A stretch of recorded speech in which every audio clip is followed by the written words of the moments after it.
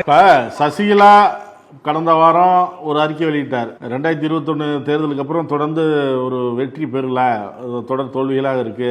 நான் ஒதுங்கி இருந்தேன், எந்த தொந்தரவும் செய்யக்கூடாதுன்னு. ஆனா நிலைமை மோசமா இருக்கு, எல்லாரும் இப்போ ஒன்றிணையணும் அப்படின்னு சொல்லி வெளியிட்டார். சார், நான் சொல்றேன், கட்சி நலிவடைந்திருக்கிறது, தொண்டர்கள் சோர்ந்திருக்கிறார்கள். சொன்னாங்களா இல்லையா? சொன்னாங்க. போன சட்டமன்றத்தில் தோத்தப்ப எங்க சார் போயிருந்தாங்க?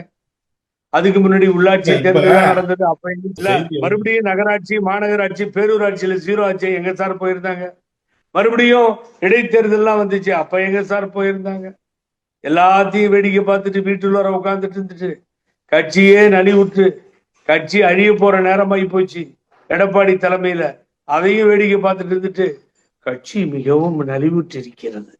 இப்பதான் தெரியுதா கட்சி நலிவுற்று இருக்கிறது? சசிகலா அந்த மாதிரி ஒரு அறிக்கை வெளியிட்டாங்க. இப்ப செங்கோட்டையன் 5ஆம் தேதி ஒரு முடிவு எடுக்க போறேன் அப்படின்னு சொல்றாரு, மனம் திறந்து பேச போறேன் அப்படின்னு சொல்றாரு.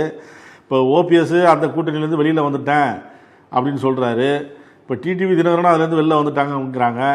இப்போ முடிவு டிசம்பர் மாதம் தான் அவர் சொல்லுவேன் அப்படின்னு சொல்றாரு.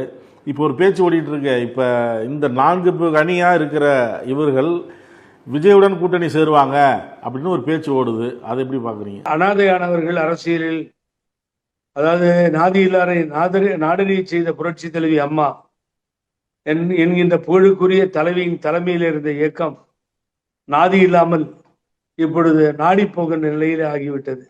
அதுதான் அவர் விஜயே மாநாட்டில் சொன்னார். தாவேகா தலைவர், புரட்சி தலைவர் எம்ஜிஆர் உருவாக்கிய இயக்கம் இப்பொழுது பாத்தீங்கன்னா தடுமாறி நிற்கிறது. அந்த தொண்டர்கள் என்ன செய்யறதுன்னு தெரியாம தடுமாறி நிற்கிறார்கள்னு ரொம்ப அழகா விஜய் சொன்னார்.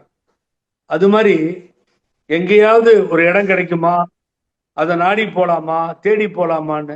இத்தனை நாள் நான் தேசிய ஜனநாயக கூட்டணியில் இருக்கேன், ஓபிஎஸ் இங்கே வந்துருவாரு, நாங்க எப்பயும் போக மாட்டோம், வல்லமை வாய்ந்த பிரதமர், இந்த நாட்டினுடைய பிரதமர் ஆவதற்கு தான் நாங்கெல்லாம் ஒத்துழைச்சோம் அப்படின்னு சொல்ற தினகரன் திடீர்னு மாறி ஏத்தி விடுறாரு. மறுபடியும் டெய்லி இப்பெல்லாம் பிரஸ் தான்.